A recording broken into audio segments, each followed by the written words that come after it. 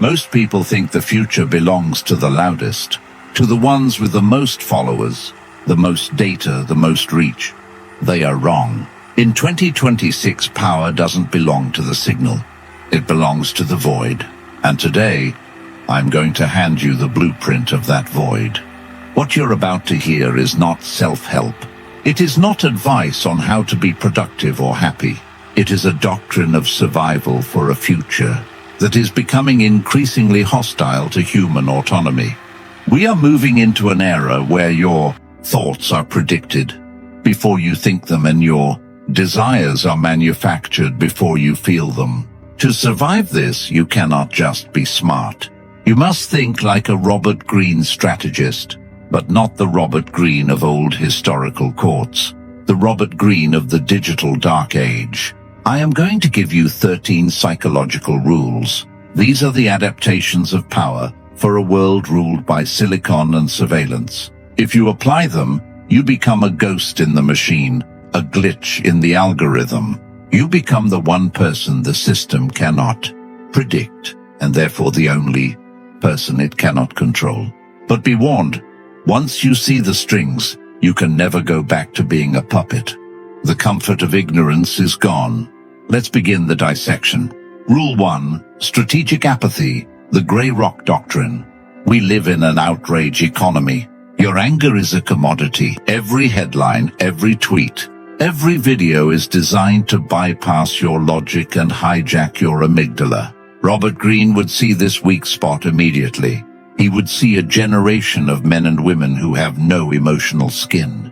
You poke them, they bleed. You insult them, they type a paragraph. You ignore them, they spiral. Robert Greene's framework repeatedly shows that when you react to someone, you give them power. When you get angry at a provocation, you are transferring your energy to them.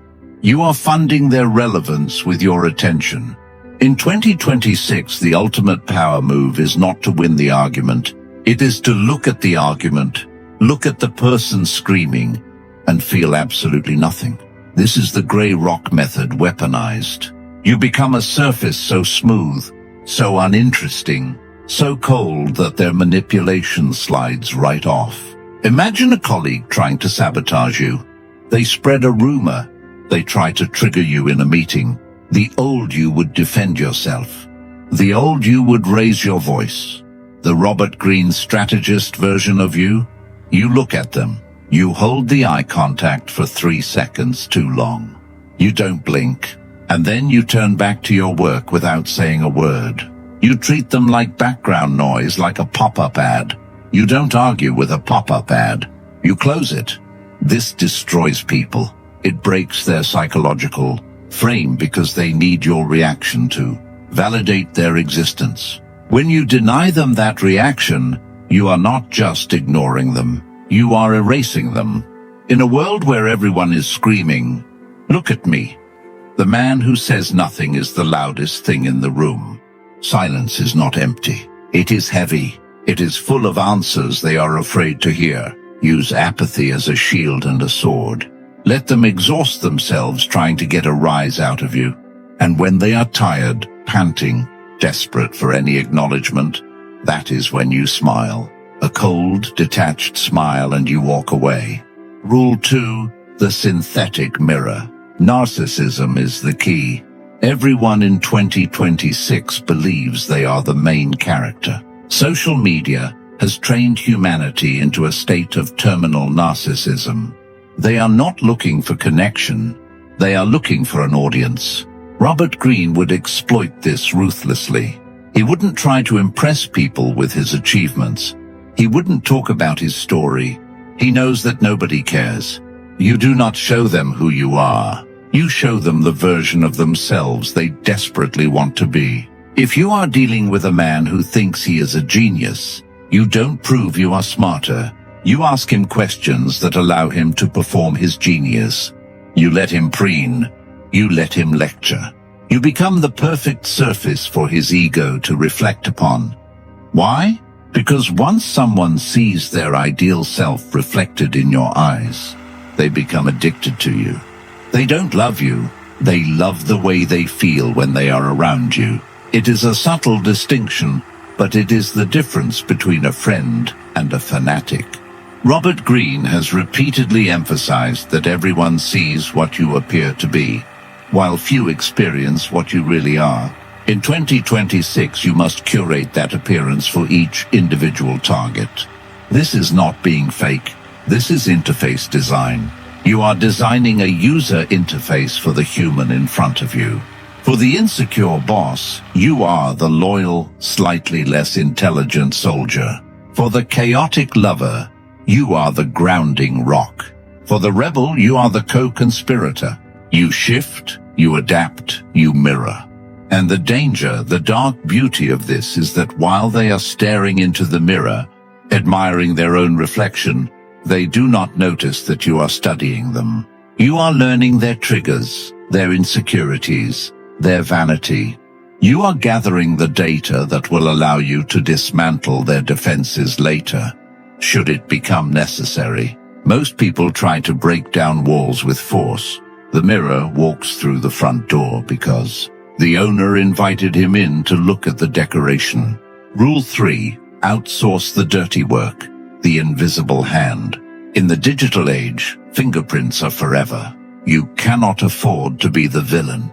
If you are caught destroying a reputation, sabotaging a rival, or directly taking someone down, the mob will descend. Cancel culture is the modern guillotine. Robert Greene has often highlighted how power players delegate unpopular actions while preserving their own image. In 2026, you must never be the one holding the blade. You must be the one who whispers to the man who holds it. If a rival needs to be removed from your company, you do not file the complaint. You plant the seed of doubt in the mind of the boss. You make a casual comment to the gossip. I'm worried about him. He looks tired. I hope he isn't drinking again. You frame it as concern. You frame it as empathy. Then you step back. You let the system do the work. You let the rumor propagate. You let the algorithm of office politics run its course. When the blow lands, when he is fired, when the relationship ends, you are there to offer comfort. You are the survivor. You are the clean one. This applies to information warfare as well. Never attack an enemy directly on a public platform. It looks petty. It lowers your status. Instead, you allow others to attack for you. You like a comment. You share an article without caption. You signal to your network who the target is without ever saying the name. The mob is a weapon, but you do not lead the mob from the front. You direct it from the back. This creates a terrifying aura around you. People will notice that bad things happen to those who cross you, but they will never be able to prove it was you. They will suspect it. They will feel it. And that suspicion creates a far deeper respect than any direct threat ever could. The threat you can see is a challenge. The threat you can't see is a curse. Be the curse. Rule 4. The cult of the black box. Information asymmetry. We live in the era of radical transparency, or at least the illusion of it. People live stream their breakdowns. They tweet their location. They post their wins and their losses. They believe that sharing is connecting. Robert Greene would despise this. He understands that information is leverage. And when you give away information freely, you are giving away your leverage. In 2026, you must become a void of information. You listen, you watch, you read, but you do not broadcast. When someone asks, "What are you working on?" you say, "A few things," and you change the subject. When someone asks, "Who are you seeing?" you smile and you say nothing. You maintain a strict asymmetry. You know everything about them because they post it, they say it, they scream it. They know nothing about you. This imbalance creates power. Think about the most powerful algorithms.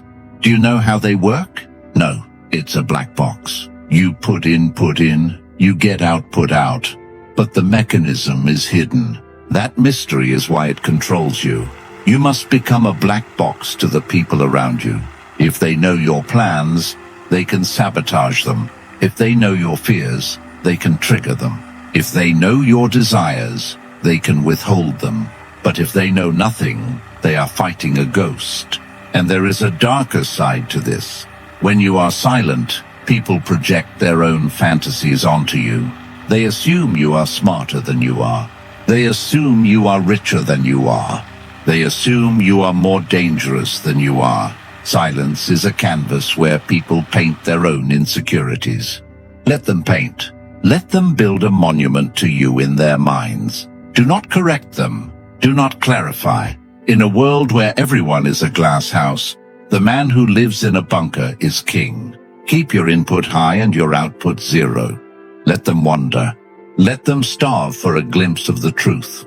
Rule 5, Artificial Empathy. The sniper smiles. There is a misconception that Robert Greene-style strategists are cold, emotionless robots. This is amateur hour. A robot is easy to spot. A robot is easy to isolate. The true master of psychological strategy is warm, charming, empathetic. But in 2026, this empathy is not a feeling. It is a tool. Robert Greene repeatedly explores the necessity of understanding human emotions better than the people experiencing them without becoming consumed by them. You see, most people drown in empathy. They feel others' pain so deeply they cannot act. They get swept up in the hysteria of the group. You will view emotions as data points. When she is crying, you are not sad. You are analyzing, why is she crying? What does she need to hear to stop? How can this vulnerability bind her closer? When the team is panicking, you do not panic. You simulate concern. You mirror their anxiety just enough to show you are one of them. But inside, your heart rate hasn't changed. This detachment allows you to operate surgically, while everyone else is reacting to the emotional storm you are navigating the ship. It allows you to say the perfect thing, not the honest thing, the perfect thing. The thing that disarms them, the thing that makes them trust you. I understand how you feel. You're right to be angry. I've never met anyone who sees the world like you do. These are key codes. They unlock the human firewall. Use them. But never forget that it is a simulation. If you start believing your own performance, you lose the advantage. You must remain the observer behind the glass. You are the sniper, and empathy is simply the scope you use to find the target. Rule 6. Dopamine withdrawal. Control the timing. Time is no longer money. Time is dopamine. In 2026, everyone is addicted to the immediate response.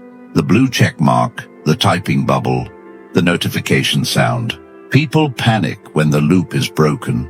Robert Greene would see the smartphone not as a communication device, but as a leash, and he would be the one holding the handle. You must never respond on their schedule. You respond on yours. When you receive a text that demands an answer, you wait. Not because you are busy, but because the waiting creates value. In that silence, their mind begins to work for you. They spiral. Did I say something wrong? Is he angry? Why isn't he replying? They check their phone. Nothing. They check again. Nothing. Then, 6 hours later, you reply calm, brief, warm. The relief they feel is chemical. It is a hit of dopamine. And by providing that relief, you have conditioned them like Pavlov's dog. They learn that your attention is a reward, not a right. In negotiations, this is lethal. In romance, it is addictive. The person who is willing to wait is the person who holds the power. The person who needs the answer now is the slave. Be the one who breaks the rhythm. In a world of instant gratification, delay is a god complex. Rule 7, the necessary monster. Unify through fear. Robert Greene has long explored the reality that fear can be a stronger unifier than affection. But in 2026, you don't need to be the monster. You need to point at the monster. Society is fractured. People are lonely. They are desperate to belong to a tribe. And the fastest way to build a tribe is not love. It is a common enemy. If you want to lead a team, a group, or a movement, you must identify a threat, an external force that is trying to destroy us. It could be the competition. It could be the system. It could be a rival ideology. It doesn't matter if the threat is real or exaggerated. What matters is that it unifies the group. It gives them a purpose. Survival. When people feel under attack, they look for a leader who can protect them. They stop questioning your methods. They stop looking at your flaws. They just want safety. You become their shield. This is dark, yes, but look around you. Every successful movement in 2026 is built on this mechanic. Us versus them. If you try to be a leader who appeals to logic, you will lose to the leader who appeals to survival. Find the monster or manufacture one, and then offer them the sword to fight it. Rule 8, the Judas kiss. Compliment before you strike. There is an amateur move I see people make constantly. They let their enemies know they are enemies. They glare. They make snide comments. They posture. This is stupid. It gives the enemy time to prepare. It puts their defenses up. Robert Greene would despise this lack of discipline. If you plan to remove someone, to fire them, to break up with them, to outmaneuver them, you must treat them better than ever in the days before the move. You compliment them. You agree with them. You make them feel secure. You make them feel safe. Why? Because a person who feels safe leaves the gates open. They sleep soundly. They stop watching their back. And that is when you move. The shift should come out of nowhere. It should be total. Robert Greene repeatedly emphasizes that if you must take decisive action, hesitation creates danger. And by the time they realize what has happened, it is already over. They are standing in the parking lot with a box of their things, wondering how it went wrong, remembering how nice you were at lunch yesterday. This isn't cruelty, it is efficiency. It is the mercy of the quick ending versus the torture of the long war. Never signal your intent. A smile is the best place to hide teeth. Rule 9, the chameleon skin. Death to identity. The modern world tells you to find yourself, to be authentic. This is a trap designed to make you rigid. A rigid object breaks under pressure. A fluid object adapts. Robert Greene would tell you to kill fixed identity. Do not be tied to being the nice guy or the tough guy or the moral guy. These are chains. Be what the situation requires. If the room requires a listener, you are mute. If the room requires a commander, you roar. If the room requires a fool, you dance. This is not a lack of character. It is the ultimate survival trait. Adaptation. In 2026, the landscape changes every day. New laws, new taboos, new technologies. The dinosaurs died because they were too big to change. The mammals survived because they adapted. Be the mammal. Shed your skin when it no longer serves you. Change your opinions when they stop being useful. Change your allies when they become liabilities. Loyalty to a sinking ship is not honor. It is self-destruction. Robert Greene would ask you, do you want to be right and defeated, or flexible and alive? Rule 10, the immoral outcome. The only thing that matters, we arrive at the final rule, the one that underpins all others. The world judges you on one metric: results. They do not care how hard you tried. They do not care about your intentions. They do not care about your excuses. Did you win or did you lose? Robert Greene has repeatedly shown that history remembers outcomes more than explanations. But let's look closer. If the end is preservation, order, and power, history often forgives the methods used to get there. Stop agonizing over the rules that society set for you. Those rules were often written by the powerful to keep others obedient. The powerful do not merely follow rules, they reshape them. If you need to protect your family, you protect them. If you need to outmaneuver a difficult boss to secure the raise that feeds your children, you strategize. If you need to be ruthless to secure your freedom, you act decisively. This is not about being evil. It is about being effective. In 2026, the gap between the winners and the losers will be the width of a canyon. The winners will be those who did what was necessary. The losers will be those who did what was merely polite. Robert Greene would tell you to choose. You can be a saint in paradise or a strategist on earth, but you cannot be both. So here we are. 13 rules.